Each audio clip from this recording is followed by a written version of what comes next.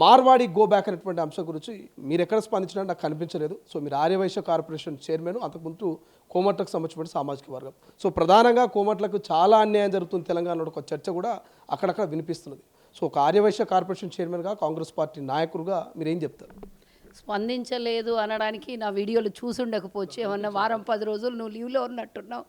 So ఇది ఒక్కరితో మొదలైంది అనే మాటని నేను గుర్తు చేస్తూ, ఆనాటి భారతదేశం మీద ఇంగ్లాండ్ నుంచి వచ్చి బ్రిటిషోడు మన దేశాన్ని ఆక్రమించి, ఆ రోజు ఎట్లయితే వ్యాపారం కోసం ఈస్ట్ ఇండియా వాళ్ళు వచ్చి మన దేశం మీద ఒకళ్ళొక్కరు మొదలుపెట్టి వ్యాపారం అని దేశాన్ని ఆక్రమించినటువంటి సందర్భంలో గాంధీ మహాత్ముడు కూడా 200 సంవత్సరాలు ఎవరూ ప్రయత్నిస్తే చాతగానటువంటి పనిని గాంధీ మహాత్ముడు అడుగు ముందుకేసి ఉద్యమం మొదలు పెడితే ఆ రోజు ఆయన వెనకాల ఎవరు లేరు. ఆయన అడుగు ముందేసిన తర్వాత ఒక్కొక్కళ్ళు వచ్చారు. ఏ విధంగా అయితే 200 సంవత్సరాలు మన వ్యాపారాన్ని, మన భారతదేశంలో ఉన్నటువంటి సంపదని కొల్లగొట్టినరో, ఆనాటి బ్రిటిషోడు వ్యాపారంగా వచ్చి మన దేశాన్ని ఆక్రమించిండు. అదే విధంగా same to same as it ఈజ్గా గుజరాతీ, రాజస్థానీ, ఉత్తరప్రదేశ్ నుంచి వచ్చి తెలంగాణలో, నేను తెలంగాణ ఒకటే అన్నను, సౌత్ రాష్ట్రాలలో ఇబ్బంది కలిగిస్తున్నటువంటి వీళ్ళు ఎక్సెప్ట్ తమిళనాడులో ఎంట్రీ లేదు వీళ్ళకి. అదేవిధంగా మన తెలంగాణలో గ్రామంలో ఇల్లుకి ఇబ్బంది పడుతున్నటువంటి వ్యాపారాలు ఏమైతే ఉన్నాయో ఆ వ్యాపారాలు ఈరోజు కనుమరుగైపోయి, కుల వృత్తులు కనుమరుగైపోయే పరిస్థితికి వచ్చినటువంటి ఈరోజు నా దగ్గరికి ఎంతోమంది మా ఆర్యవైశ్యులు అంటే మీకు తెలుసు, పూర్వకాలం నుంచి ఇప్పటిదాకా 100 సంవత్సరాలుగా మా తాత ముత్తాతల నుంచి కిరాణమే కానివ్వండి, వివిధ వ్యాపారాలు ఆర్యవైశ్యులు చేసేవాళ్ళు. మరి ఈరోజు మా కుల వృత్తి, వ్యాపారమైనటువంటి కుల వృత్తికి ఆటంకం కలిగిస్తున్నారని ఈరోజు నువ్వు అంటున్నావు శ్రీ, ఈరోజు మీ వాయిస్ వినబడట్లేదు అంటున్నారు. 23 సంవత్సరాల క్రితము తాండూరులో వీళ్ళు చేస్తున్నటువంటి వ్యాపార వింతల్ని, వీరు చేస్తున్నటువంటి మాకు వ్యాపారస్తులకు ఇబ్బందులు కలిగిస్తుంటే ఆ రోజు మొట్టమొదటిసారిగా నేను దీని మీద విజృంభించి తాండూరులో వ్యాపార సంస్థలకు అందరికీ కూడా అలర్ట్ చేసిన, దయచేసి మనమందరం యూనిటీ అవుదాము, మన అసోసియేషన్ ఒకటి ఫామ్ అవుదాము, మనకు వ్యాపారపరంగా ఇబ్బందులు కలిగిస్తున్నారు. అది కూడా ఎలా అంటే ప్రతిదీ కూడా డూప్లికేట్, ప్రతిదీ కూడా మీరు ఇందులో ఆలోచన చేయాలి. దీనివల్ల ఏమవుతుందంటే ఒరిజినల్ అమ్మేవాడేమో దొంగలాగా మారిపోయిండు, దొంగమాలు అమ్మేటోడేమో ఒరిజినల్ అయిపోయిండు మన తెలంగాణ. ఈ విధంగా అన్ని రాష్ట్రాలలో స్ప్రెడ్ అయిపోయి గ్రామాలలో కనీసం కిరాణా కొట్లు కూడా లేకుండా చేస్తున్నారు.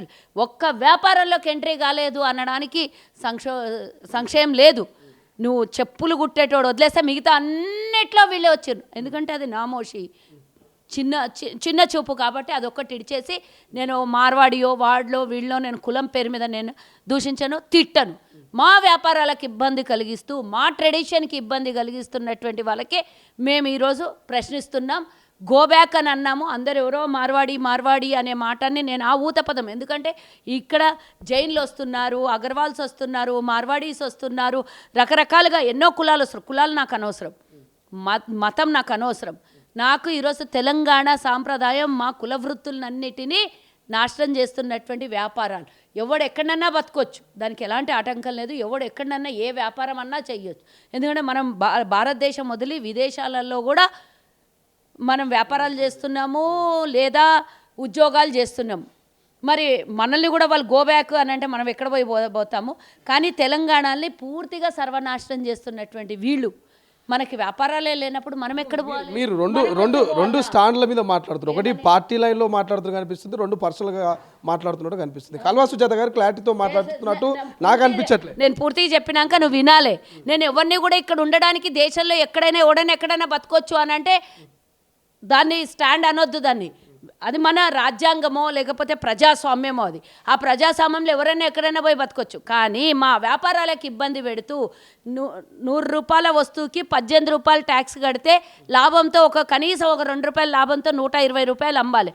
అదే ఇక్కడి నుంచి వివిధ రాష్ట్రాల నుంచి వలస వచ్చిన వీళ్ళందరూ ఈరోజు ట్యాక్సులు లేకుండా తెచ్చుకుంటారు, ట్యాక్సులు లేకుండా అమ్మేస్తే ఒకటి ప్రభుత్వానికి ట్యాక్స్ బొక్క పడుతోంది. 5,000 కోట్ల నుంచి 10,000 కోట్లంట తెలంగాణలో వీళ్ళు ఎగ్గొడుతున్నటువంటి ట్యాక్స్. అది నువ్వు అన్నావు కదా పార్టీ పరంగాను, నేను ప్రభుత్వ పరంగా ఈరోజు బాధపడుతున్నా.